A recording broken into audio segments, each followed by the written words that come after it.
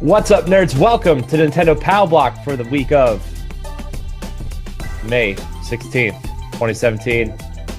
I'm one of your hosts, Corey Dirrig, and alongside me, as always, the man I haven't seen for like a week and a half, Edward Varnell. E3 is almost upon us in a couple of weeks. I'm super excited. Yes. I was listening to a podcast on the Saturday, and they were like, "Yep, 30 days till E3." And I was like, "Whoa, 30 days till E3." Yes. But since we're not in like this super hardcore environment, we can still be excited. Whereas like people from IGN and GameSpot and all them are like, "Oh, 30 days till E3." We're just like, 30 days till E3. Ah! Right. People are just like, I just got my confirmation that I'm going to E3, or they got their ticket and stuff. And it's just like, well, dude, be excited. But yeah, after talking to a certain guest that I'll talk about at the end of the show. I know E3 could be a chore for them, but it's so exciting for us as gamers and viewers, and I really cannot wait to see what is being shown, what is being ready. Yeah, I'm so excited. I'm really excited for E3. It's funny. Yeah. Yes. Oh, sorry. Keep going. Oh, just quick thing. I was about to say, it's funny. I actually like Xbox One Scorpio, and I kind of hope that they keep the Scorpio name for it. So, why? Yeah, it's you know what, it just sounds like, it just sounds cool, and I think systems who have code names are sometimes better than the actual name of the system, until it starts growing on you and you have no other choice to say anything. And I think Scorpio is like just a really cool name. I think it's kind of fitting for Xbox One. It's very 90s. It reminds me of like Genesis or like, Saturn. It just has those like weird old school like naming conventions, and it's cool. Yeah. My throat is like, see, you stop talking and then you start talking for like 5 minutes before the show starts, and you're just like, blah. Yeah. So, Ed, I missed your face. Oh, I've seen the multiple of yours, and I've been dying at most of them. Oh, and the lovely food that you had. Oh my gosh. Yeah. So for those of you who don't know, we recorded a show 2 weeks ago that went up last week where we just kind of answered fan questions and stuff. And because I was on vacation last week, and man, got back last night at like 2 a.m. and it was very sad. But we went to Walt Disney World, and man, that place, it's my favorite place in the whole world. It's the best. It's so literally funny. The best place ever. You love Disney, and I have affection for Looney Tunes, like Warner Brothers. So of course Six Flags, of course, and plus I love roller coasters. Six Flags is like my thing, because of like seeing Bugs Bunny and Daffy Duck, and when I see the old school Looney Tunes cartoons, I just fall out and laugh. Don't get me wrong, I love Walt Disney. I was kind of jealous because now I'm just like, I need to plan a trip now to go to Walt Disney, because you was having so much fun, dude. I'm like, I need to do that. Need to find a pack. Yeah, and like we got there, and like the food is just, I mean, if you follow my Instagram, you've seen probably everything that I eat down there, and probably more. Oh, it's so good. You actually had a beer. I'm like, what? Two. Yeah. I was living hard. No, my wife's birthday was last Sunday, so we went out to eat for her birthday, and we found this place called Bongos, and it's like this Cuban restaurant, but they had these things that like when we went on our honeymoon, there's these things called croquettes, and they're like these deep fried. I don't know how to explain it. It's almost like sausage gravy inside, but a little bit thicker. Yeah. And we found them at this place we ate at, and that's the picture I posted on Instagram. And like it just that beer and like those just kind of reminded us of our honeymoon, and that was just kind of like, oh, dude, those things are so good. I don't even know how to describe it. They look like mozzarella, like really fat mozzarella cheese sticks. Yes. But instead of cheese inside, it's like this really, really thick gravy and like sausage. But these ones were made with ham, but it still tasted the same. Oh, it's so good. Dip them in, like, I don't even know what the stuff was that we dipped it in. It was almost like tartar sauce. Okay. But oh my gosh, they're so good. Yeah. So good. Oh, so good. I love that place so much, man.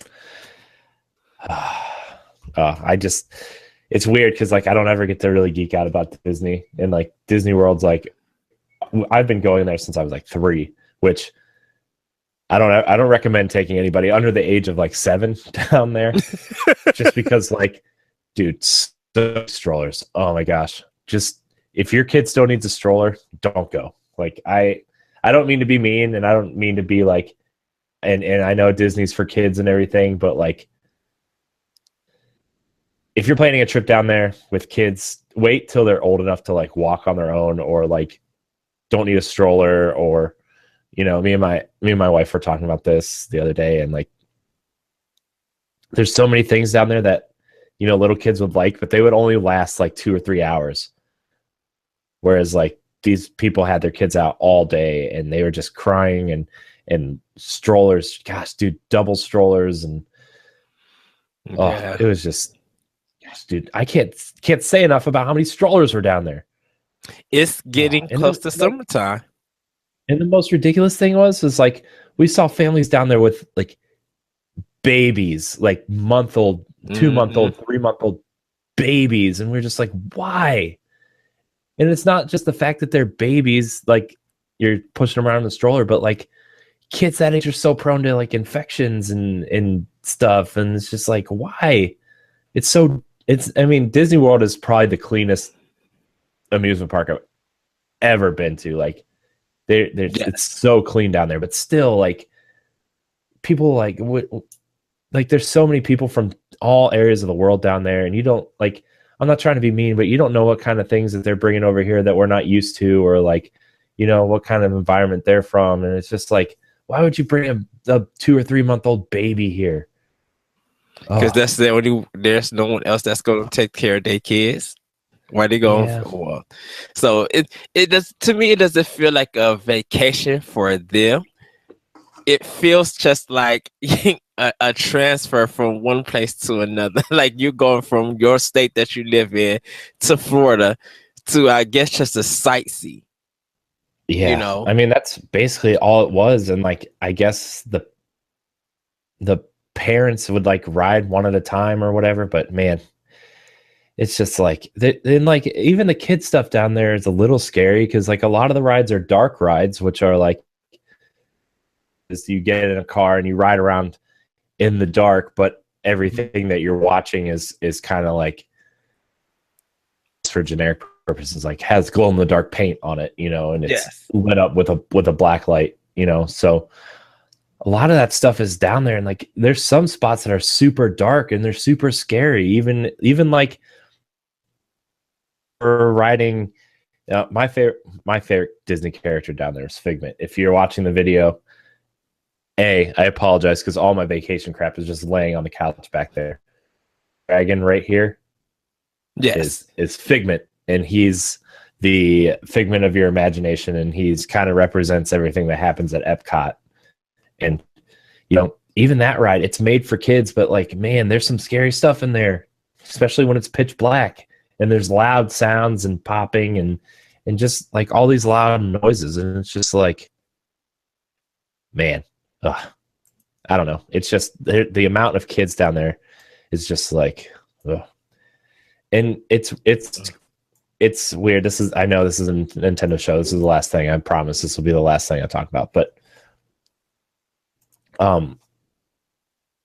Disney World is more for the young adult crowd now. It's more for, the anywhere between like probably 5 to 4 range, like for you to have like the ultimate experience down there. It's not a lot of it. Like the Magic Kingdom is for kids, like because that's all the old classic stuff. And yeah, there's stuff at the other parks for kids, but like we were walking around Animal Kingdom and we were like, there's really nothing here for kids. Like there's 2 shows there that like maybe the kids would get a kick out of the Finding Nemo musical, but other than that, like the Lion King show, like kids won't appreciate that because it's all kinds of like, it's like Cirque du Soleil light, basically. Like there's all these acrobatics and stuff, and yeah, they play the music and stuff, but like kids won't appreciate that kind of stuff. And they've really kind of turned that place around from being like, oh, bring your kids to, hey, a bunch of young adults or couples or a group of couples. Like it's more for that crowd now. And man, that place, it's so good. I love that place. Just get rid of all the strollers. That's not going to happen. I know we have friends of show that go down there with their kids, and like I don't want to be like that guy to tell people not to take their kids to Disney World, because that's not what I'm trying to do. But like, Frank Clark, I'm looking at you. I know you have kids and I know you guys love it down there, but your kids are old enough. I don't know what year you started taking them, but your kids are old enough, so it's okay. But man, that place is awesome. Yeah. They have so many big projects coming up down there that it's like, man, it's in about 5 to 7 years, that place is again going to be totally different. Because they're the one park, half of it is under construction. Like literally half of the park is under construction. You can't even walk back there. Because they're doing Toy Story Land and Star Wars Land, and they're doing some Guardians of the Galaxy stuff. Epcot's getting a couple changes down there because they can't really use the Marvel license down there because Universal still has that contract. Yes. For the Avengers and Spider-Man and the X-Men. But Disney is allowed to use Guardians of the Galaxy, Doctor Strange, and I don't know, there's something else they can use, but it's just, man, everything down there right now is Star Wars and Marvel, and they're really pushing stuff, and it's working. So yeah. But yeah, that's kind of the highlights of my vacation. I might write a blog or do a video just later down the line for that. But my first thing would have been like, where's Tigger at, so I can get a picture? Like, if I go to Disney, I have to get a picture with Tigger because that is my character. We were going to, but man, the line for Pooh and Tigger was like, oh, man, the lines for the characters were just like obnoxiously long. Oh. I mean, we got fast passes for Mickey, Goofy, and Minnie at one point, and we got pictures of with Buzz Lightyear and stuff. But like, I mean, if you want to stay in line for characters, you're going to be staying in line all day. That's just, you need to separate a day out of your vacation to go stand in line for characters. And don't even get me started on like the Frozen stuff down there. It's still just super popular and super obnoxious. I like the Kylo Ren though that you did with your nephews. Which I all grabbing y'all hands out. I was just like, this is scary. Dude, he was scary. Like they have like the new, I'm sorry. This is a Nintendo show. I'm sorry. Last thing I promise. When we went to go meet the Star Wars characters, we met Chewbacca and BB-8 and Kylo Ren. Yes. And like the new animatronics in the masks that the characters wear is freaking amazing. Like Chewbacca, there's like some sort of speaker in the mouths of the characters, and Chewbacca would roar and like do all like the Chewbacca noises while we were standing there.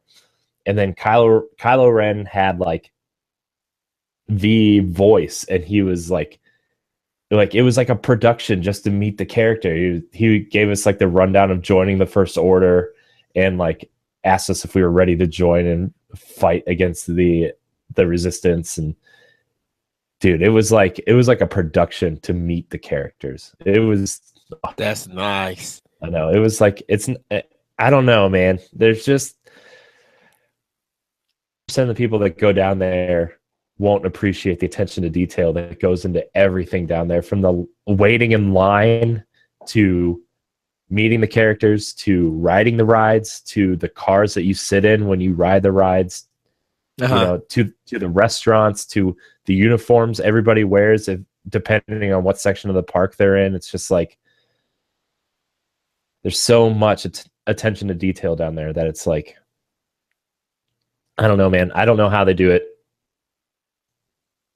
It's so mind-boggling how they do all that down there and keep everything in order and in line. And man, yeah. When you pay a lot of money to have some kind of enjoyment, you want the best, and Disney gives you one of the best experience. That I cannot deny. Yeah, it's I would be petrified if it was my first trip down there. It's so overwhelming. Like, if you don't go with someone that knows what they're doing or knows their way around, it would be so terrifying to go down there for your first time with kids and stuff. Okay. Like, it's just like it's just so overwhelming. Like, I would go by myself, so I'll be able to adventure. You know, I don't have to wait for people to make decisions. I could go and enjoy myself and take in what they have to offer, because I haven't been there since like my high school days. So I'm like, it would be cool to actually go back to see the stuff that's changed. It's just like, enjoy it or do anything. I just go there and enjoy myself. Yeah, and like one of the days, my wife was really sick, and I ended up going. She was sleeping, and she told me to go. It's not like I left her. Like, I ended up going to one of the parks by myself, and for a couple hours before I met my parents and the kids for fireworks and to ride the rides after the fireworks and stuff.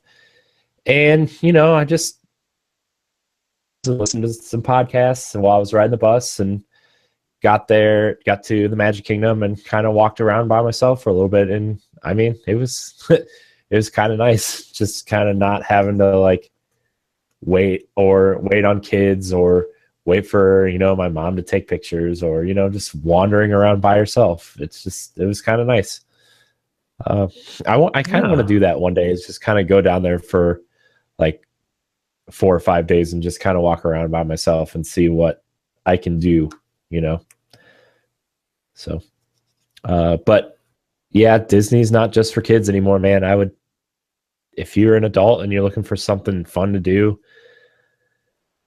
yeah, it's fun. But Nintendo, when I texted you this while I was down there, like, the only other company I see with this much attention to detail, this much, you know, value in their properties is Nintendo. Yes. And like, I know they're doing the Universal stuff, but if Nintendo would just venture out and do this, like, replicate the Disney World formula with Nintendo.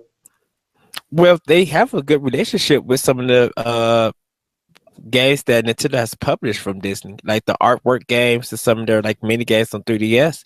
So they have a good relationship. It you know, it wouldn't be surprising if Nintendo works with Disney in the future to have something in their land. Yeah. You know? I just know that like Universal has the rights to build Super Nintendo Land right now. And you know, we'll see. I mean, Universal did a great job with the Harry Potter stuff. So we'll see. I just, you know, Universal doesn't as much as cool as those parks are, like they don't have just that little extra that Disney gives everything. So Yeah. But to be fair, I haven't been to Universal in a long time, so maybe things over there have changed, and we are talking about at some point going to see Harry Potter and some of the other stuff that they've done recently. So, but yeah, if they just do a little bit and copy that Disney formula to do Nintendo Land, man, they're yeah, wow, it's gonna be cool. So, all right, well, Ed, I guess we could talk about what we've been playing since I've been talking about vacation for so long. Nothing wrong about that. I know, but it's yeah. What have you been playing, Ed?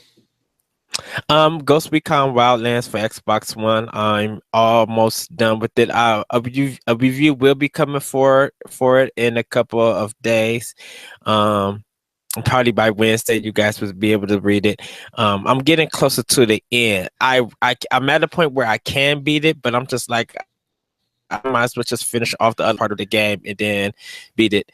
3DS is still Pokemon, getting further in that. About to start up Persona 2, but probably after this podcast and whole week is straight Nintendo. So it's a little bit more Breath of the Wild. Paper Mario, took your Mirage session, Armor Krog, just a whole bunch of Nintendo stuff because I really need to get my Nintendo stuff up and out of the way because there's just so much good games, not good games. There's so much amazing games that I need to finish, that I need to commit to. And another game I've been playing is it's called Astra Breed. It's on PlayStation 4. I got on that. It's now everybody, if you need to look at a video, you can. It's a shoot 'em up with horizontal, vertical, and anyone who remembers Space Harrier, it has that 3D kind of feel to it. And it all interacts and changes at different views throughout the game. It kind of like your main gun is almost like a spread weapon. You have a sword also for melee attacks to sometimes even block out bullets. You have like a Hummer missile when you use the right R3 button. This is on PlayStation 4 that I'm playing it on. To cover different enemies in the background and in the foreground to release missiles. And then when at a certain point, you could use a special attack, which is kind of like your bomb that, regenerates over time. I'm enjoying that game so much. I kind of miss shoot 'em ups on Nintendo consoles or any console. So hopefully with, when Virtual Console comes out that, definitely, hopefully, a lot of Super Nintendo games come through on that system, and there'd be a lot of shoot 'em ups because that was big back in the day, and I would love to see it back on the Switch and have it on the go to play. Getting some more of the Golden Week stuff that I bought, trying to start working on that. And then anything else I'm playing, I'm thinking of getting Injustice 2. When it comes out, but I just don't know when. I did pick up Mass Effect Andromeda though on sale for Xbox One, so I'll give that a try a little bit later down the line. Other than that, that's pretty much all I've been playing. Oh, and Near Automata. I'm having second thoughts about this game. Yeah. Like I look forward to playing it when I do. But there's just something about it that I'll just be like, I understand this, but I think the design and what they did might not be for me, and it might affect my love for this game. But I know Friday I am picking up Fire Emblem Echoes. I'm sorry. Nice. I'm probably going to be picking up Fire Emblem also. I'm torn, man, because I love Fire Emblem so much, but like going back to 3DS, I tried so hard this week because like when the parks closed at like 9, I wasn't ready to go to bed, and like we went to downtown a couple nights, but uh, I was tried to play my 3DS, man, and I couldn't get into it. I tried. That Switch has ruined everything. It's ruined everything. I can't go back to Xbox because I can't take my Xbox into the living room and play it on the couch. Right. I can't play my 3DS because the screen on the Switch is so nice. Like Switch has ruined everything. And so I was playing Mario Kart 8, which is still really good, by the way. I don't know if anybody has heard, but Mario Kart 8's really good. Yes. NBA Playgrounds, I downloaded it. It's okay.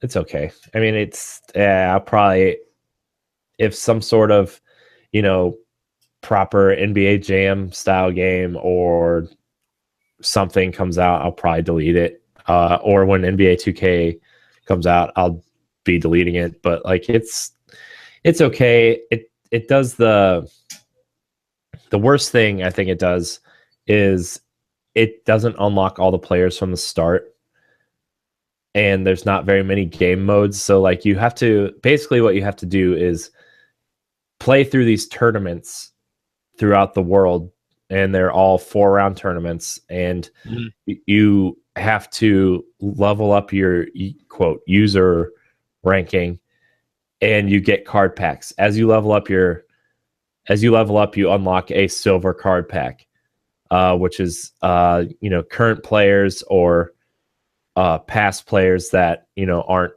spectacular. They're just cool players that people know and recognize. But then when you win the tournaments, you unlock gold packs, which are the super awesome players that you really want. But the problem is with these card packs is that they take the Overwatch formula and you get duplicates. Yeah. Which just adds experience to the players that you have already unlocked. But it sucks because one card, like the last 2 card packs I opened, I only got 1 new card. And it's like, that's dumb. Every card you get should be a new player, even if it's harder to get the card pack. And this game doesn't have enough game modes or legs to require you to unlock all the players. Like there's 6 tournaments around the world, and there's more than 6 card packs worth of legendary and epic players, which is what you get from the gold packs. And it's like, well, I could play exhibition mode, I guess, to unlock more, but it takes longer. Or I could play online modes, but you don't get experience unless you win. So you're kind of stuck. And, it's fine. Like I found players that I enjoy using, and I just keep using them to win the tournaments and unlock these packs. But at the same time, it's like, I don't know. You feel like it's a beta, and part of there's more content that should have been added to this. There should be like a season mode or something. Yes. That you can play through to unlock these players, and it doesn't have to be a fully in-depth franchise style thing from like Madden or NBA 2K. Like it doesn't need to be that, but like I want an incentive to play, and then as I unlock card packs, I unlock the players that I can fill my roster out with. The tournaments aren't enough. When you have 6 tournaments and there's 4 rounds per tournament, and if you lose that round of the tournament, you can replay that round without having to start over, which, there's no incentive to go back. There are challenges that you need to do in each round of a tournament, like get 3 blocks in one game, or shoot 3 3-pointers in one game, or perform 4 spectacular dunks. And then you get a gold trophy. And if you unlock a gold trophy in the whole in every round of the tournament, you can you get double XP for that tournament, which just gives you an extra chance to unlock more characters, which is, I don't know. the way they went about unlocking characters and giving you an incentive to do it is weird. But as far as pick up and play, you know, if you have a friend over that wants to play some basketball, NBA Jam style, like it's fun. The mechanics are fine. The other weird thing is, though, is when you're playing the game, you don't really know what the score is of the game unless you pass half court where the scoreboard is. Yeah, I was hearing that on NVC. They was talking about that. Yeah, and there's no, like, you have to stand at half court to see what the score is. And, like, you know, the people who are playing are like, yeah, I'm winning. Okay, whatever. But, like, it's just, I don't know. They made some weird decisions, and there's some patches incoming and stuff that are going to fix some of the things that people have issues with. And I'm looking forward to that patch because it's supposed to add new content and 100 more players, which they better be adding a lot of content if you're adding hundreds of new players. Yes. Because I don't want to play exhibition mode every game. You know, I hope they're adding more tournaments and more courts and stuff. It's just really weird. Like it looks like a game that had a very ambitious idea, and there's bits and pieces of those great ideas in there, but they don't perfect those ideas or capitalize on any of the ideas that they had. And I wonder why EA would release it like that. Just like it's not EA, it's Saber Interactive. But EA published it though, right? No, Saber Interactive published it themselves. With they had a secondary publisher. I forget who the publisher is right now, but it wasn't EA. It was I want to say it was the same team that published Mr. Shifty, Tiny Build. Tiny Build? Yeah, I want to say that. I'm not 100% sure. Don't quote me on that, but I think it was Tiny Build. Yeah. See, I thought it was maybe because everybody was, when they was talking about playgrounds, everybody was talking about NBA Street. Yeah. I wish they kind of would have gone that route, the 3-on-3 thing, because they should have just copied and pasted that idea from, you know, NBA Street 2 and 3. Like, I don't know, but it's an okay basketball game if you're looking for something to play on Switch. In terms of sports games, like, it's fun. It's just good luck trying to unlock the players that you want. Like, and here's the other thing too, is like, you know, I live in Akron and we're Cavs fans around here. And I was like, I wonder who the Cavs have. Like, they obviously have LeBron, but like they have the worst of the worst old players.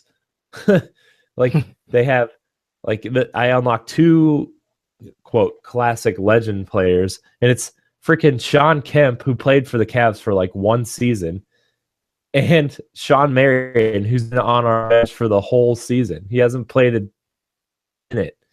He's like the coach on the bench player right now, and it's just like, wow. I'm like, okay, so the only 2 Cavs players you're giving me are LeBron James and Kevin Love, and it's like, I have to unlock the gold pack to get LeBron, and I have Kevin Love, but at everything, he doesn't have sweet dunks because he's a doofy looking white dude. Like, he shoots threes okay, but not good enough to keep him around. And he doesn't have enough strength to not be pushed around when he's trying to do a dunk or shoot a three. So why would I want him on my team? It's just wow. But I mean, I do have a team that I enjoy using. I have Allen Iverson, which is freaking. I just shoot threes and people with him, and then I don't even know who this other guy is, but he's a good 3-point shooter. So I just shoot threes all day. But the other weird thing is like in basketball games recently, there's this shooting mechanic where you hold on Switch. I almost said circle. Sorry. You press the A button on Switch, and when he gets to a certain elevation in a shot, you let go for like a perfect shot or whatever. Yes. And there's no meter to tell you if you're doing the shot early, late, or perfect. But if you hit a perfect shot on this invisible meter, it give you 1 extra point. So if you hit a perfect 3, you get 4 points. And if you perform a perfect dunk, you get 3 points. It's these weird decisions. And I don't know. It's weird. Huh. It's cool power-ups. Like you get ×2 on dunks, or you get infinite boot sprint, or there's this lightning shot where any shot you take from anywhere on the court automatically goes in. Nice. So there's cool power-ups, but they're all random as well. You have to fill up this meter at the top of the screen, and then your power-ups are random. And if you're losing by like 5 points, you're really hoping for that 2 times dunk or that lightning shot, which will allow you to make shots, and you get stuck with infinite speed. And you're like, really? Come on. But wow. And I don't want to like put this game down. It's really fun to play. It just seems like a mess of ideas that weren't put together properly. So I don't know. I'm going to play it some more and try to unlock a couple more players, and see what kind of teams I can build. But if you're looking for a pick up and play 2-on-2 basketball, it's really fun. Just make sure you take the time to unlock the players so your friends don't get mad. Yeah. So well, it feels like by the end of the month, I think people are going to be way done with that game. Mm-hmm. Yeah. Oh yeah. It's just it's one of those spur of the moment games that are like, oh man, this would be fun to play on the go, and it is fun, but at the same time, it's like, oh well, ARMS and Disgaea and Street Fighter are all coming out soon, and yes, Minecraft just came out, which I downloaded it on Switch too, and it's Minecraft. I mean, I don't really know what else to say. If you haven't bought it already, I guess you can buy it here. It's cool. Probably it's a cool portable game, I guess. Just it doesn't it doesn't tax the system very hard. So the battery, you're going to get your max battery life out of it when you're playing Minecraft. So that's cool. I'm glad Microsoft took the time to optimize it that way. Yes, but again, because I don't, Minecraft does nothing for me, but Mario Maker does. Yeah, I mean, I try with Minecraft all the time, and like every 6 months or so, I'll pick up something that has Minecraft on it. I'm like, I'm gonna give this a try again, but I don't know. I can't get into it either. I don't know if it's because I don't have enough time, or I just haven't spent enough time with it to understand what it is or anything. But I don't know. Mm-hmm. It's just it's a Lego set and it's cool, but I don't know. I would rather be playing a game than building stuff and surviving. There's plenty of games like that. If I want to play a survival game, I'm going to go back and play Breath of the Wild. Or if I want to build something, right, I'm going to go buy a Lego set. For me, I do want to play Dragon Quest Builders. That one looks really good, and I feel like but there's also a real game built around that. There's like an RPG style thing built into it, which would give you an incentive to go play it. Like this, there's really no incentive for me to play this game. I don't like it's the Skyrim thing. They just throw you in this world and they tell you to go do whatever you want. And it's like, well, there's no direction for me. I like games with a little bit of direction. There's that off game that catches me once in a while that doesn't do that. I was petrified to play Breath of the Wild because it threw you into this world and lets you do whatever you want. But they made that world super interesting and super compelling, and they gave you just a little bit of a nudge of where to go, just enough of a nudge to be like, okay, I need to go over there eventually, but there's 75 things in between here and there that I can do. And, that's what made that game so interesting. Gosh, that game's so good. I want to go back and play that game so bad.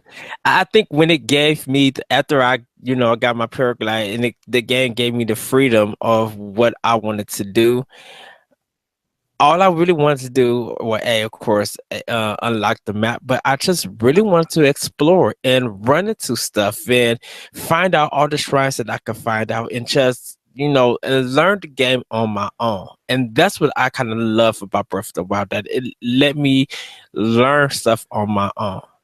Yeah. Yep. It's man, that game's so good. Did you finish it yet? I'm going to be finishing it today. I'm sorry. I know I promised everybody I was, but I got Ghost Recon, and I'm just like, I got to get through this real quick. Didn't expect it to take me that long, but yeah, I'm going to be finishing it today. I'm gonna hook it up probably after the podcast and start working on it. Yeah, it's okay, and I forgive you. Oh man. Thank you. But other than that, I mean, that's really all I was playing.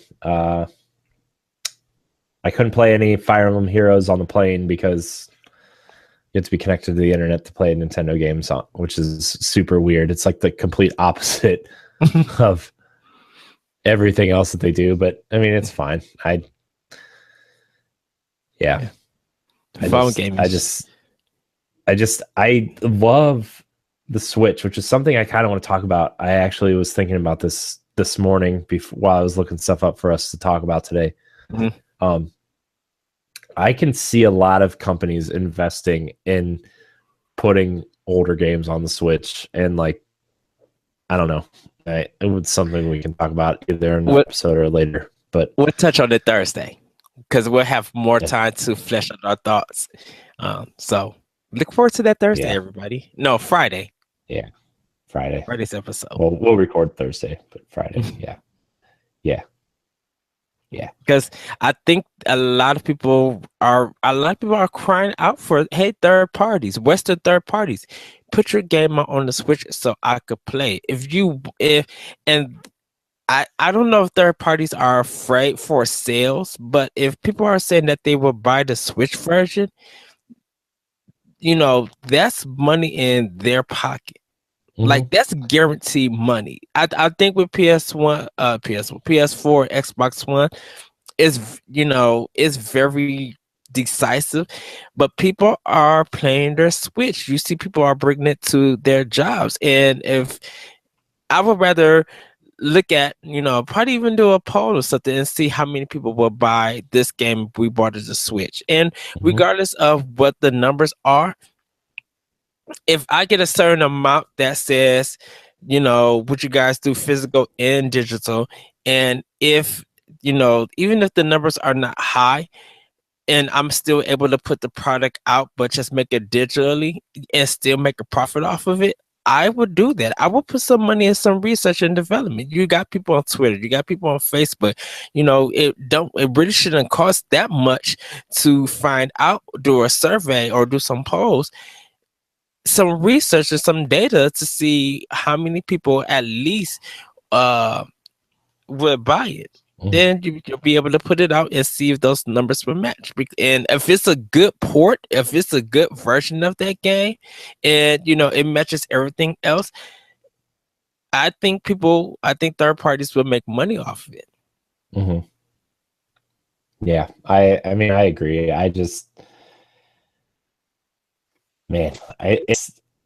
Everybody, even like, dude, I was at the airport yesterday and there was a bunch of kids like playing on tablets and like doing like playing.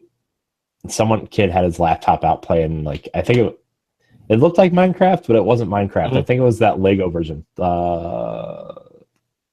Lego put out a Minecrafty type game? Lego Worlds or whatever. And like, I had my headphones in, but I could hear them.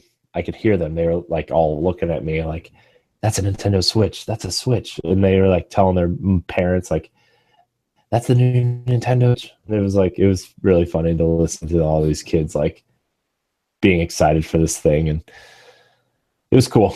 But yeah, if people are going to like invest, which kind of leads into our next series of stories where people are putting teams on porting games that are coming out this fall to the Switch, like, you know, even if they don't sell as many copies as they would on Xbox One or PS4, if the copies are significant enough, then why wouldn't you do it? Why, if you can make money, like our first, I guess this will just be our first, going into our first story.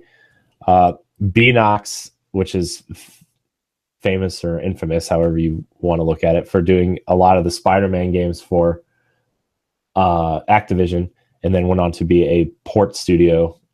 And they did the Wii and Wii U versions of Skylanders and Amazing Spider-Man games and stuff. Now they're supposedly porting Call of Duty World War II to the Nintendo Switch. And remember, a month ago, I said, if Activision puts Call of Duty on Switch, you know this thing is going to be successful. Because Activision doesn't do anything that won't make them money. And now we're starting to see teases of Call of Duty on Switch and being ported by Beanox, which is a huge get for a Nintendo platform. So because, like, you know, people have kind of been wanting to play Call of Duty portably for a while, and we got that really crappy one on Vita, which nobody liked. And now, like, you know, this could be a turning point for people who are into this system, into this game, and want to take it with them.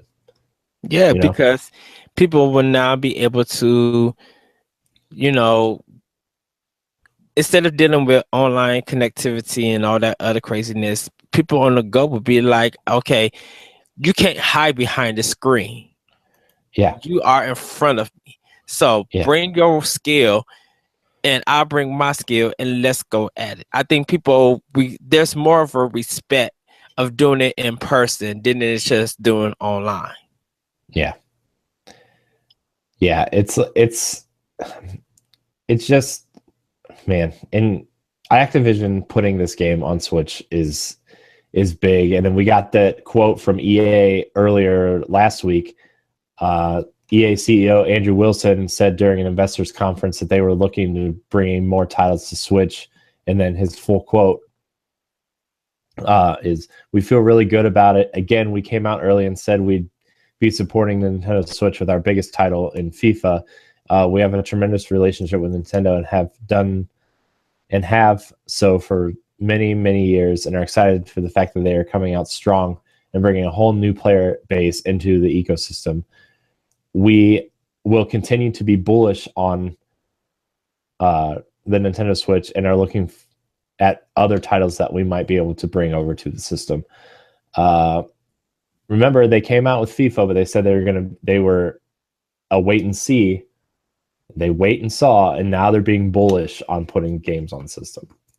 I think it's just marketing speak. I mean, to an extent, I do agree, but they did say they were going to wait and see, and now they're saying they're being bullish on putting stuff on Switch.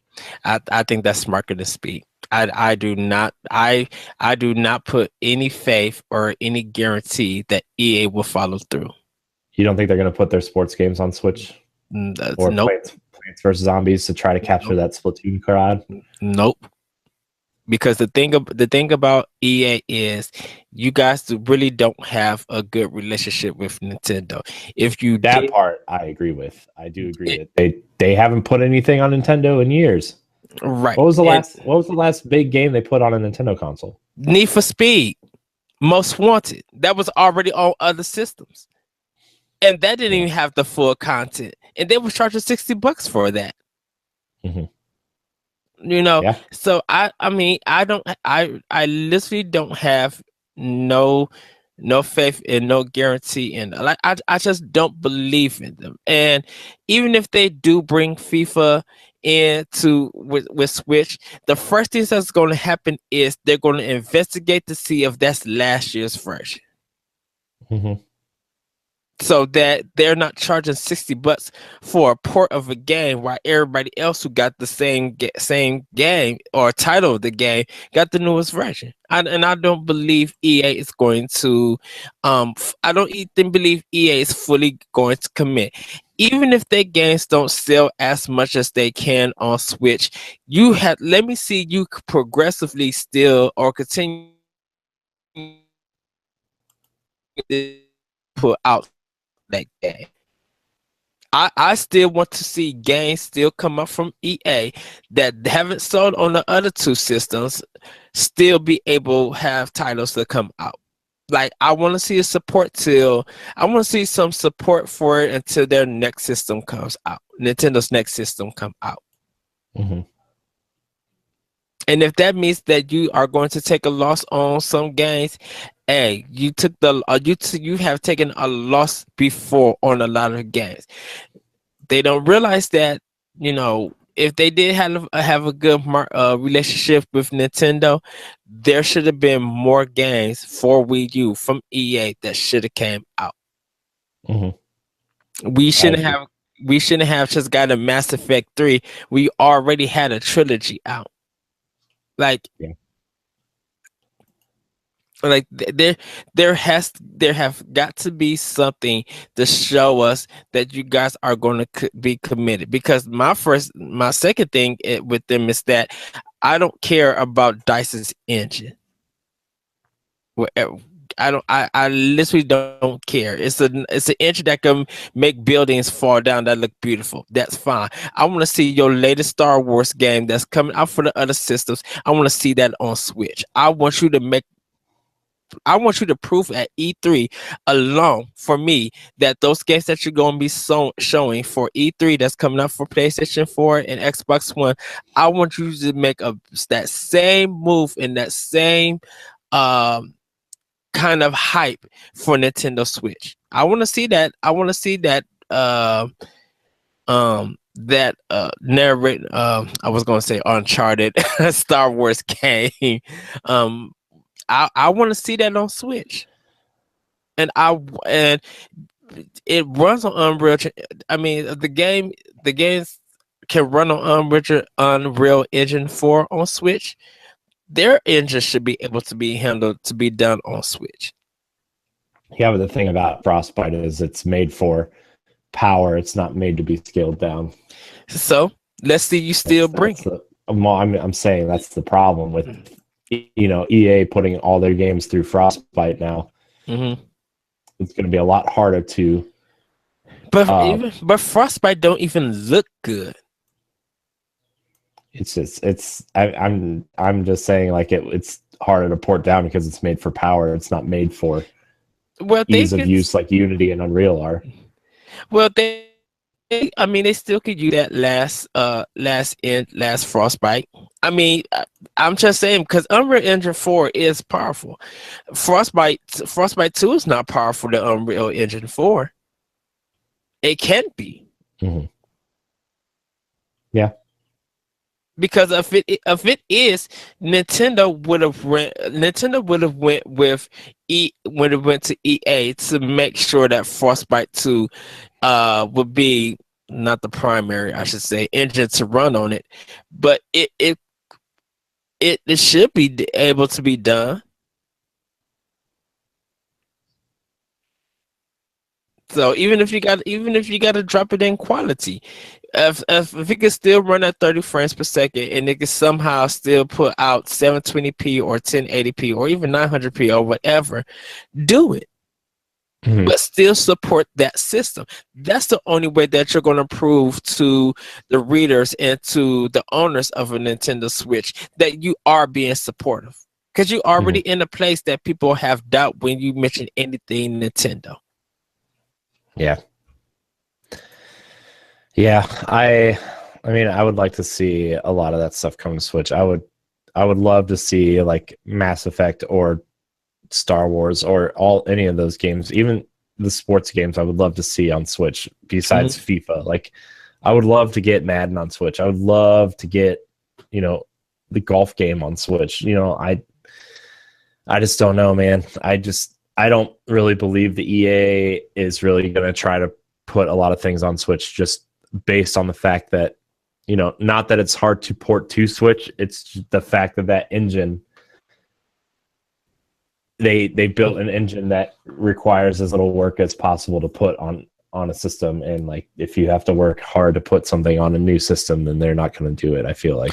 Well, if you're going to do that, just give us all the EA originals.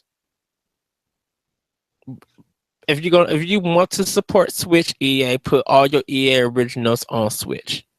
If you're not going to bring us the big games because you feel like they can't handle it and you don't want to scale it down, that's fine. EA Original is a program that you made for indie developers to bring out creative games like that. Okay, Unravel and Unravel 2, if that ever gets announced, that should be on Switch. Yeah. Fee, when that comes out, that should be on Switch. Come on. If you gotta bring these these small little titles to Switch, bring them. Literally bring them. Give us an indie style Star Wars game, but let's see you continuously support them. Mm-hmm. Yeah, I mean, we'll see. Maybe Nintendo's working with them behind the scenes to get a exclusive game, like, I don't know, Rogue Squadron. I think Nintendo. Well, that will be a good idea. Yeah. I mean, that was kind of a joke, but I really want another Rogue Squadron game, and I think it would be awesome on Switch if we got one. Would. An HD Rogue Squadron. Yeah. Bah. Well, speaking of games coming to Switch, Shantae is coming to Switch. Yes. The Half Genie Hero, which was released on Wii U and probably every other platform under the sun, is coming to Switch, which is super exciting. I like those games a lot. And this one was really good. It had that cool 2.5D layered level design approach. It was really cool. There's that big sand monster where you ran around the castle turret or whatever, and like that the one-eyed monster was like chasing you around this thing, but you could actually see it move. It was cool. It's really cool. So that's one game coming to Switch that I'm really excited for. Yeah, a lot of games coming to Switch, man. A lot of smaller indie games to take up that space, which is really good. Really good. Anything Way Forward puts out, I'm down to at least try. Yes. Oh, of course. I like I was telling Corey, I'm like, I support Way Forward. I'm like, they're the Capcom and Konami to me of the olden days. And anything they put out when it comes mostly to 3DS or Switch or even Wii U, like, I support them more on a Nintendo platform than anything else because it just feels right. Mm-hmm. Yeah. So. Also, Namco or Bandai Namco also talked about their latest financial results, and they have reconfirmed that before the end of 2017, after Dragon Ball Xenoverse 2, they will be putting out a exclusive entry of their Tales of series for Nintendo Switch. Yes, which, handheld RPG machine. I'm all for a Tales game. Tales is good. Tales is good. What else is happening here? Sega, it wants to revive a bunch of stuff, apparently. That's kind of exciting, I guess. I think with the success of Puyo Puyo Tetris on Switch, because a lot of people are playing it on that system, that kind of just showed Sega that, we might have something good. So let's bring out our old games. And even looking at Konami with Bomberman R being successful in this own way, it's probably time for Sega to be like, maybe if we bring out some of our old titles, put them on Switch, and make them like really good, or like even if they're like 8 or 9 or like mid tier or whatever.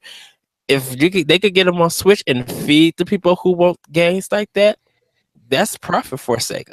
That's putting them back in a good place, so they don't have to rely on Sonic anymore, or for a while, I should say. Yeah. The last major game that was announced this morning, actually, Lego Marvel Superheroes 2 is confirmed for Switch. Yeah. I mean, who didn't see that coming? Every Lego game under the sun until the Switch is done is coming to Switch. But that's exciting. I think the Lego games are okay. I mean, this would be the first Lego game besides Lego City Undercover to like really hit the Nintendo Switch, like to actually start off the Lego brand. Yeah. Because like I feel like City Undercover is more of a port and a re-release than something that's just like original for the Switch. Yeah. They have a whole slew of characters listed here. But again, something I'm concerned about. No X-Men. No X-Men. Marvel has no love for the X-Men. It might be contracts. No, they're allowed to put them in the games. The only rights that Fox has for Marvel is for the movies, is for X-Men movies. Marvel can do whatever else they want with this stuff. Like, I don't know. It's just weird that they are just kind of screwing over the X-Men everywhere. Comics, games, Marvel vs. Capcom. The X-Men are a staple of that series, and so far they're not in there. Like, it sucks, man. Especially because there's going to be a 4-player competitive mode in this version of the game, and I don't know. I'm looking forward to this, but they are really seeming to push the Spider-Man universe and Guardians of the Galaxy and the Avengers, and not the X-Men. It just sucks. Partly because they're more well known and they can make money off of them than they could with the X-Men. Yeah. So. Yeah. Looks cool though. The teaser trailer looked cool. Looks interesting. I'll be getting it. It's a Switch game. I'm gonna get it. Yeah. Lastly, before we get into some Nintendo giving us their E3 plans, it seems like there's new off-screen footage of Super Mario Odyssey. There was some footage taken of New Dog City and the surrounding areas. People were kind of commenting on it. The video is not very long. It's only about a minute long, but yeah, it shows a lot of cool Mario Odyssey stuff.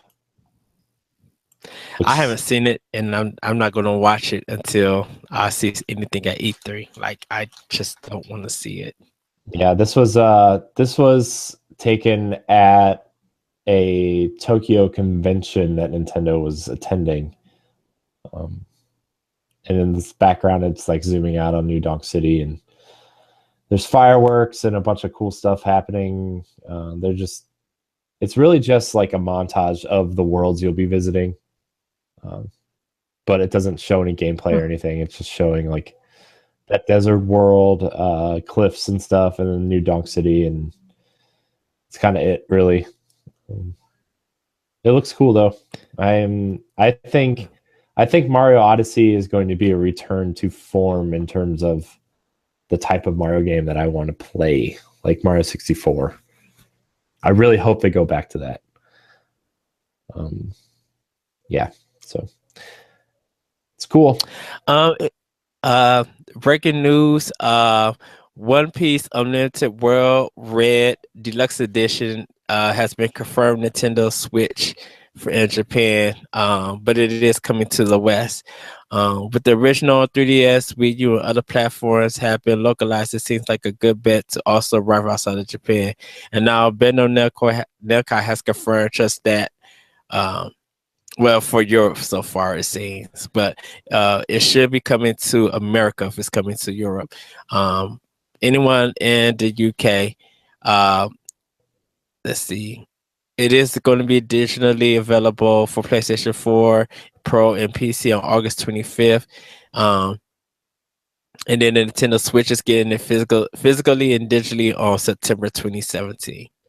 So there'll probably be, hopefully at E3, that it actually comes to America for people who like those games. But it has been confirmed for Switch. And don't forget, the system is region free. It's not region locked. So nice.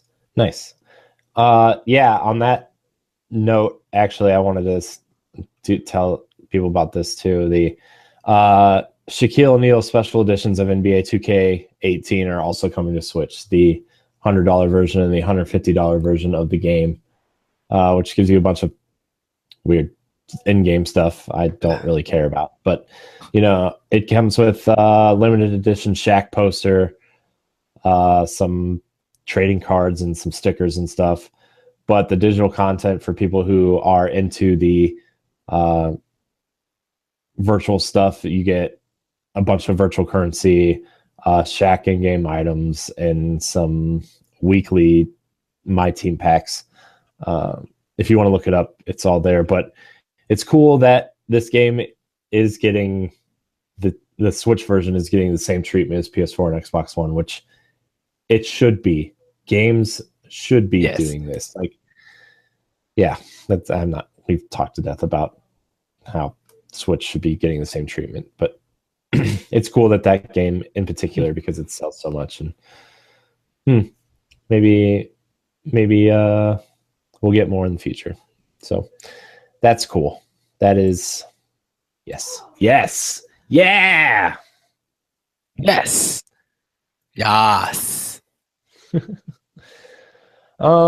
see, where's that article about Nintendo's E3 plans? E3, Nintendo has kind of released their plans for E3.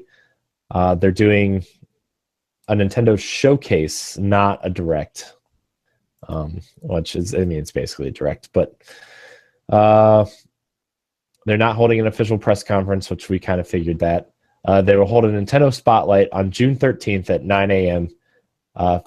Pacific time, 12 p.m. Eastern time, where we're going to learn about Nintendo Switch games focusing on 2017, including Mario Odyssey, which I'm assuming that's the big game they're really, really going to focus on. They're also going to show some more of ARMS and Splatoon 2. So, yes, E3. After that, they're going to show some Treehouse Live stuff with a few, quote, surprises for Switch and 3DS. Anybody who's been watching Nintendo the last few years kind of knows the drill by now.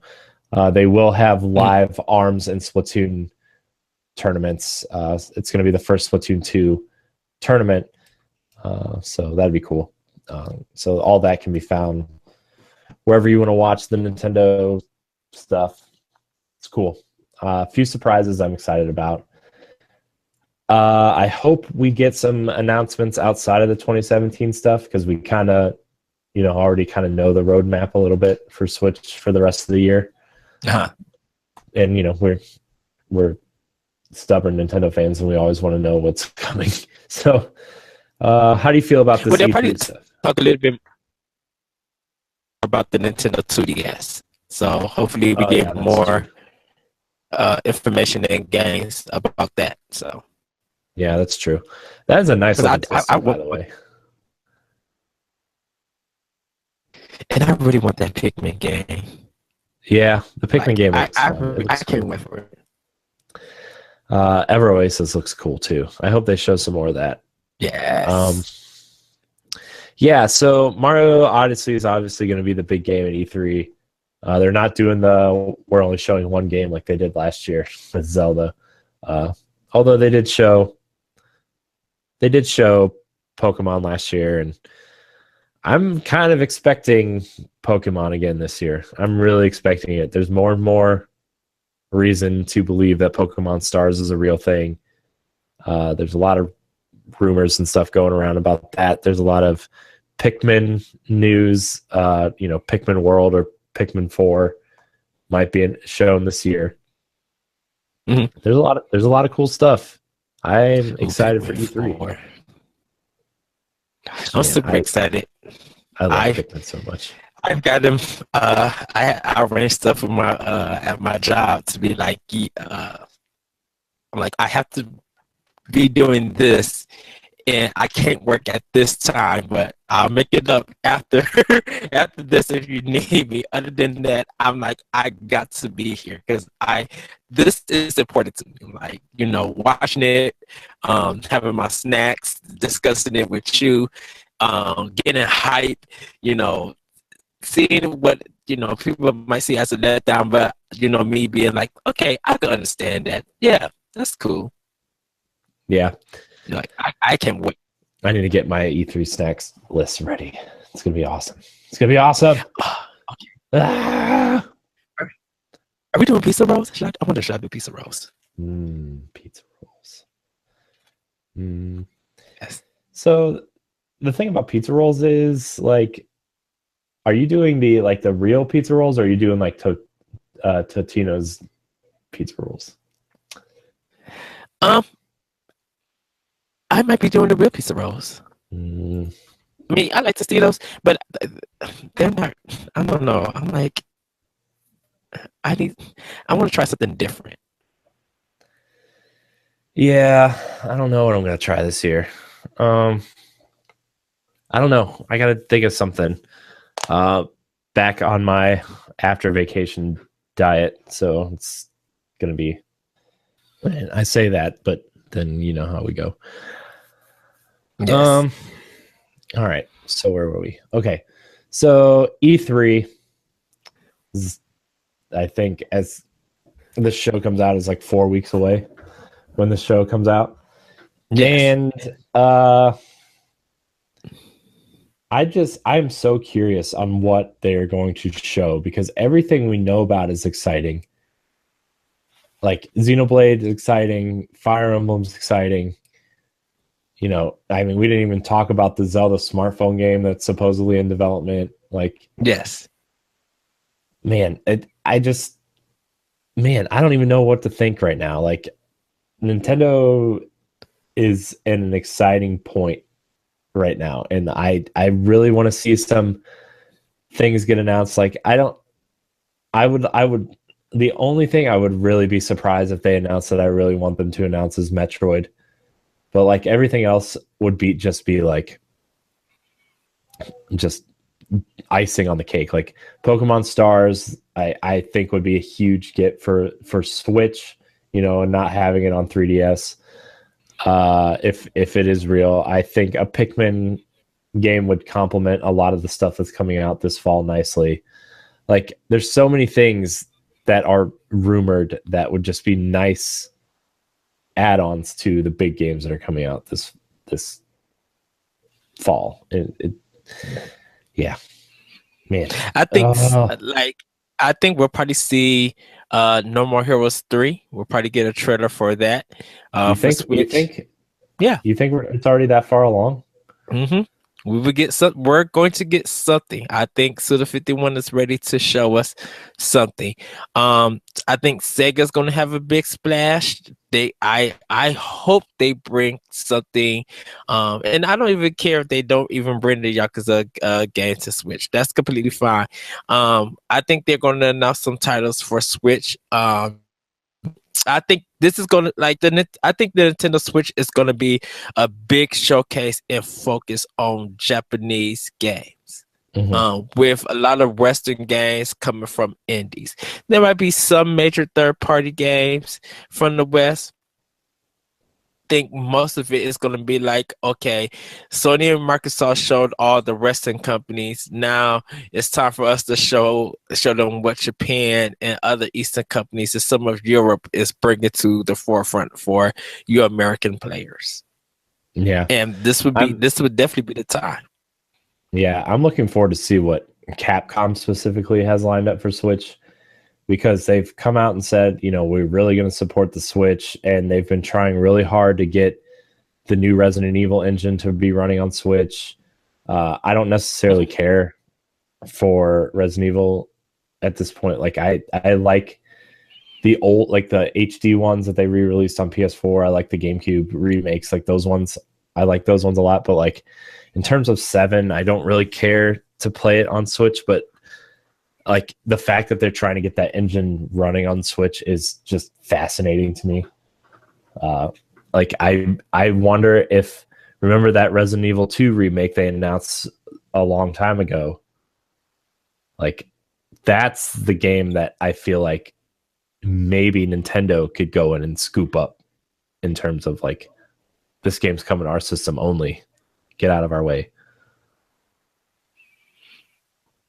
Yeah. You know, I feel like that's, I don't know. I don't even really care about Resident Evil 2 that much, but like, I feel like that's a game that Nintendo could go in and scoop up. Yes. I don't know. Nintendo and Resident Evil has always had this weird relationship that, you know, the remakes came to GameCube first and only GameCube until it came to PS4. Like Resident Evil 4 was on GameCube first, and the Wii version is arguably the best version of that game. Like, I don't know. It's just this weird relationship Nintendo has with Capcom in terms of Resident Evil, and I feel like 2 would be that game. Yeah. And I know they're remaking 2, so Mm-hmm. you know, that would be a good fit for it. Mm-hmm. So Capcom specifically, and like this newfound Konami relationship, like I know Konami doesn't really want to make their own games anymore, but if they're going to license out their franchises to these secondary developers and just publish these games, like, yeah, I wonder, like, does Nintendo go in and try to grab a Castlevania game? Does Nintendo try to go in and say, hey, we kind of want a Metal Gear game? Like, how do you do that? well, since Konami's planning to revise their IPs, I think Konami's probably gonna go to some indie developers to help make these games. Now, of course, Mercury System, you know, that second Castlevania game that they brought up wasn't successful. Okay, that's fine. But I think Mercury System can, if they're, I don't know if they're still around, I think they could do an old school 2D game justice, just don't put it in 3D. Just bring us a 2D style or over the top style. Like, remind us on why we love these old classics and put them on Switch. I think that's what Konami should do to not only still be back into people's graces, but to really make money for the company. Yeah. Yeah. So, for right now, for me with Konami, if I was gonna make a splash at E3, I would start doing Japanese arcade collections and releasing them for $19.99 on Switch. And bring them to America. Games that for over the past years that never came to America, that was in the arcades. Bring that over here. People would love to play a legalized version of Parodius. It's not an import. Yeah, yeah, I'm interested to see, like, and even like Namco, like, I wonder if I still think that some sort of like Bandai Namco project is going to be coming over in terms of like trying to get a hardcore audience onto the Switch, like Dark Souls, like something like that. And I don't care if it is Dark Souls 3 or ports of the old games or whatever, but like having a Souls game as a portable, like, would be a huge get for Nintendo. And like, I don't really care for those games a whole lot, but I know, like, you know, friend of show Matthew Keel, my co-host on NGR, loves the Souls games, and like that might drive him to buy a Switch. Like, you know, there's games out there that people like that could push them towards buying a Switch that aren't Mario and Zelda, and like those games are huge now. You know, if Nintendo got some sort of, you know, went out and did what Sony did, get an exclusive version of one of those games, you know, how Sony got Bloodborne, or I don't know, there's just so many different moving parts and so many interesting things that could viably happen on the system that, you know, just because Nintendo specifically has a great relationship with the Japanese side of development. You know, I mean, I don't care about Western games so much on Switch as I do about the Japanese side of things. as much as I would love to have a Mass Effect trilogy on my Switch as a portable, like I would rather see, Nintendo go out and try to get a Dark Souls game for Switch. I would rather see them go out and say, "Hey Namco, what do you got over here? Oh, a new Pac-Man style game that's you can put on our Switch." Like, I would rather see that kind of stuff. Yes. And I think throughout the years of Nintendo, of the Switch still stays popular and it continues to sell, I think we're gonna get stuff like that. Mm-hmm. And we know Namco has been helping develop Smash Brothers, for Wii U and 3DS, and like I don't want Smash this year, like in terms of competitive games, because they need to save one of those big competitive games for next year. And we're already getting Mario Kart and Splatoon and ARMS. I think to throw Smash in this year they wouldn't have a heavy hitter for next year. I think it's a new Smash game should be the headline of 2019. Yeah, I just think that, like, I don't know, man. I don't really know what to expect, but I think there's a lot of viable things that we can expect, especially on the Japanese side of things. So, and like, I know Sony did the whole Persona thing, and that's kind of exclusive to them, but to get a Shin Megami Tensei style game, and one's already been announced, but to see footage of that game and to really see what that game is and how it plays, and is it exclusive to Switch, like that would be awesome. Did you hear anything I said for like the last couple? No, because you froze. No, you froze.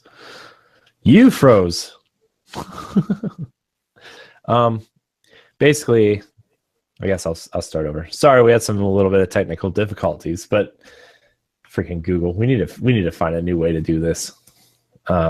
Yes. All right, I'll look into that. I'll be looking into that. But basically, what I was saying, like, Nintendo has such a good relationship with Sega and Atlas, and to get that Shin Megami Tensei game exclusive to Switch and to really like show that off either at this E3 or at some sort of direct later down the line, like I want to see how, if they can make a push for it to be like, hey, if you got a PS4, we've got a Persona style game over here too. Like, it may not be called Persona, but we've got Devil Summoner, we've got whatever Shin Megami Tensei game. That's going to be really interesting to show off too. And then another company we didn't really make note of is Square. What's Square working on for Switch? Like, they're working on something because they're committed to Switch to bring some games. I'm really excited to see what Square has to offer on Switch. Project Octopath Traveler, and there are some light rumors that they put Final Fantasy VII Remake and Kingdom Hearts 3 on Unreal so they could port it to Switch. Just not confirming anything, just something to think about, So it's interesting. It's the Japanese side of things with Switch is super interesting because that side of the world is very portable oriented. Yes, because of commutes and all these things that they like to do over there in their living situations and stuff.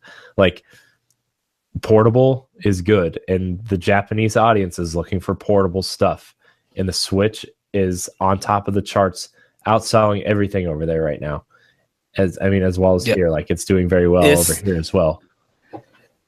Yeah, it's big worldwide, and people are buying games for it. The communication and discussions are mostly about Switch, and the only thing that's going for the other companies is definitely for Microsoft and for Sony. It's just like when the same with Nintendo, but it's just like, what are they going to show?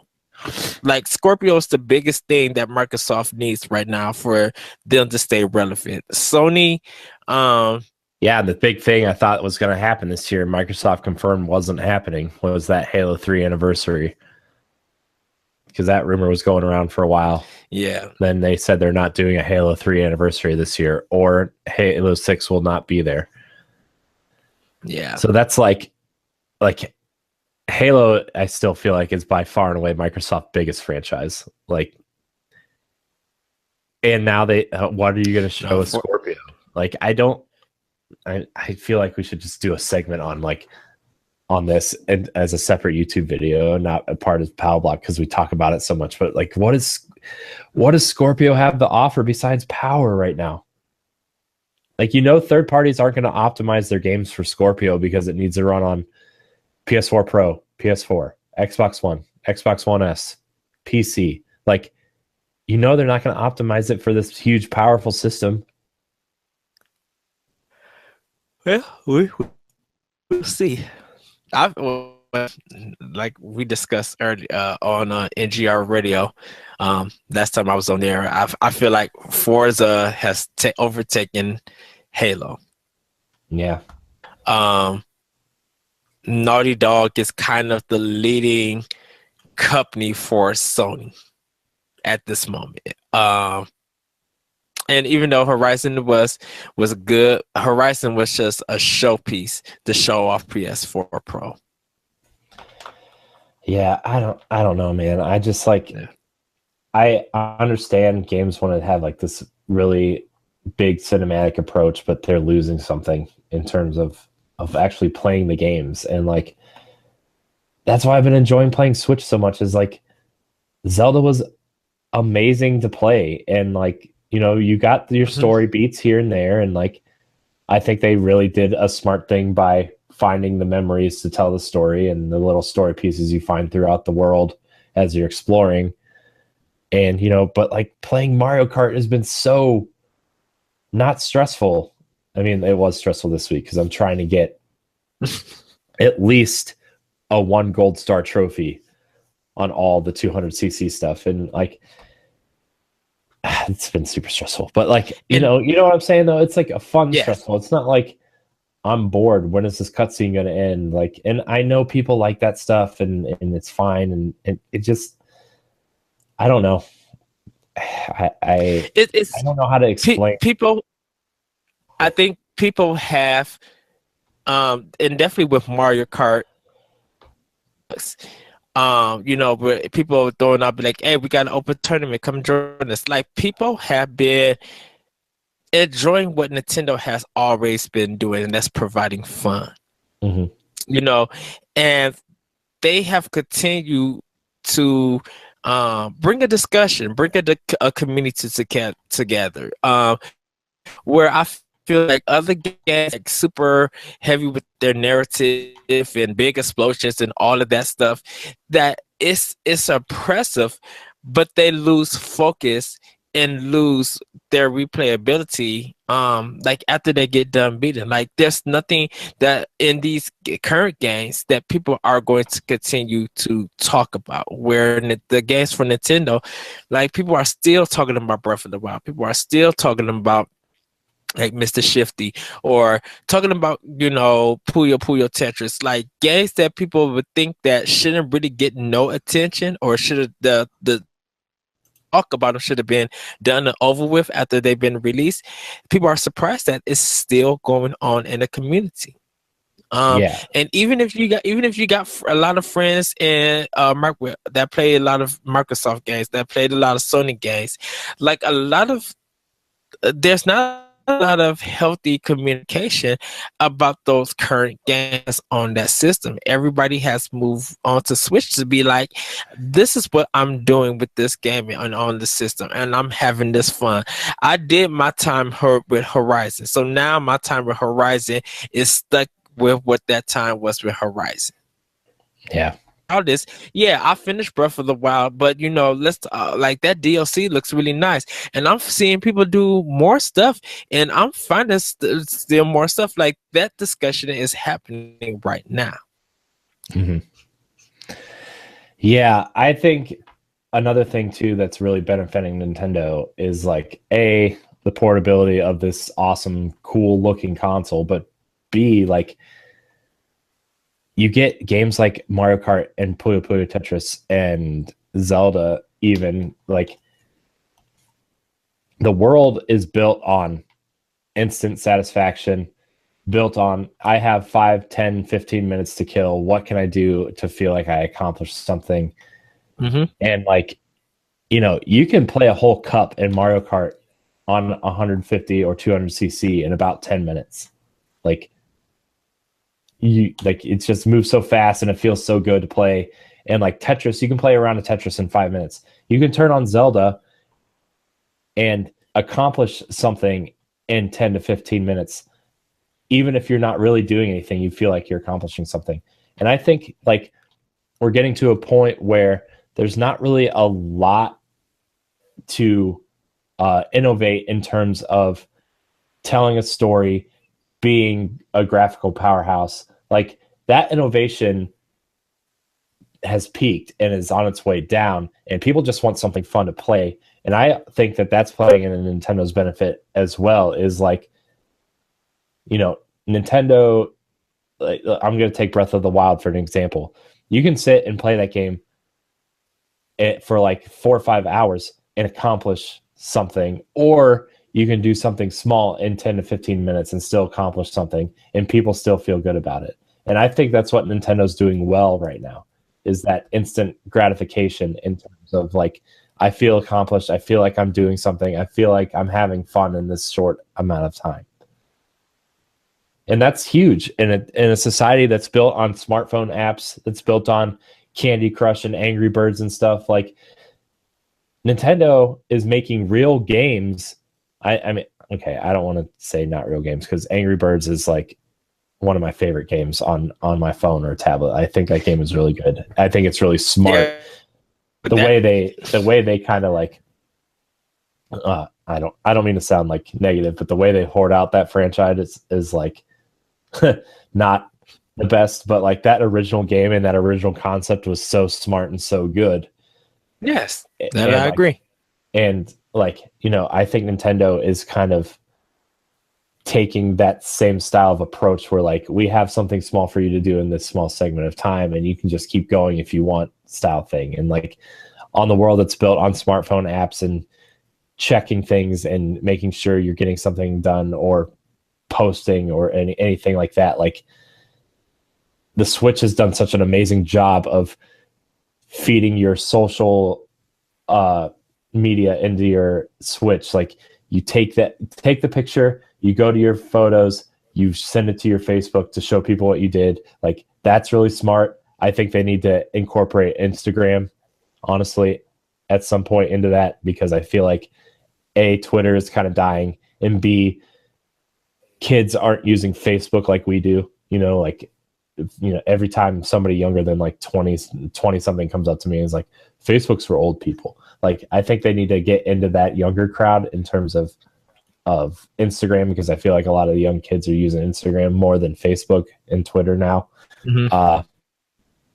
But that said, like, they're being really smart in how they integrate these short experiences with social media, with, you know, cheap games, like, you know, $10 to $15 to $20 experiences, as opposed to like $50 and $60 experiences, which you can still get with Zelda and Mario Kart. Like, everything they're doing right now is so smart in the ecosystem of 2017 that, like, I don't know. I just think everything they're doing is really smart. Yeah, they're providing you with a lot of variety for your library. It's making people care about physical games. When people are crying out for cartridges, and we're being rewarded by buying these cartridges with little trinkets, you know, the next thing everybody is craving for is like, give us an instruction book with artwork in it. Whether it's 5 to 7 pages, people are wanting that. And you would think that, you know, people didn't care about it back in the day, but no, you know, people miss the stuff that they thought they wouldn't have appreciated. They're not appreciating now. Like that instance of starting up a game and, you know, getting ready to play, people are loving that. They're the install process for the disc-based games, people kind of feel like they want that to go away. Mm-hmm. Yeah, and like with this digital age, and like that's the one thing I think is wrong with the Switch, is that like it didn't have a big enough hard drive to out of the gate. Like I still think they could have offered an option where like there's a 128 or 256 gigabyte hard drive inside this for an extra $100. Like I think, you know, the way people see the system now is like, I think that would have been smart to do in terms of the digital age. And, you know, I personally like the physical stuff, but you know, a lot of people have gone all digital on Switch, and that's, you know, they right. And that's been, I don't see it as selfish or anything, but I big thing for these makers of SD cards, micro SD cards, to be like keep up with the video game industry, because people are going to need your product. So that's good business for you. You're saying, oh, okay, this Nintendo Switch, let's see what they're offering. Oh, that's not enough memory. But they mentioned something about micro SD cards up to 2 terabytes. Hey, let's partner up with Nintendo, or let's try to get our stuff out for when the system come out. We can make some money and make some money off of their disadvantage that they didn't achieve, that they didn't go for. Okay, Nintendo didn't give you a good enough hard drive. Hey, we have 128 micro SD card for $9. Let's flip the stores. So when people buy it, to be like, oh, you know, I could use this in my Nintendo Switch, or I could use this for my computer, camera, whatever, my cell phone, whatever. That way that you're able to hit not only the video game market, but your purpose for people who use it outside of video games. You know, and that's more money for them. Hey, you're getting a Nintendo Switch, or a sale is coming up for the Nintendo Switch. Oh, Mario Kart 8 is going to be a big game. Hey, how about we just, you know, let's do a $10 sale off of our SD cards, so we could get a business, so we could, you know, maybe people who are buying the Switch and picking up Mario Kart 8, this might help. They might get some more games. Yeah. And like right now on Amazon, the 200 gig memory card is only $60. So like memory's cheap. I just like, I don't know. It still boggled my mind that like it didn't have at least 100 gig hard drive inside. But like, I mean, memory is an option, and like, you know, people that want to buy physical don't necessarily need the memory, because the memory inside is only saving your progress. And like, yeah, maybe one day they'll upgrade to a 64 gig SD card to save more games or screenshots or whatever. But like, you know, I don't know. It's just, I think everything they're doing is really smart, and going with the non-proprietary memory cards was smart, and going with, you know, all these simple control options was really smart. And, you know, the Pro controller is the best controller I think I've ever used. Like hands down, like since the GameCube, like that controller it feels really, really good in terms of it's got the right amount of weight in it. It's got the weight distribution is really nice. I like the bottom of my controller heavy, which is the only reason why I bought that stupid chat pad for the Xbox 360 controller, because the top of it was so heavy that I needed something to weigh it down to hold comfortably in my hand. You know, it comes with the rechargeable battery inside, which is really nice. Yeah, it's $10 more, but you're going to be paying $30 for an Xbox One, so I don't know what you're complaining about.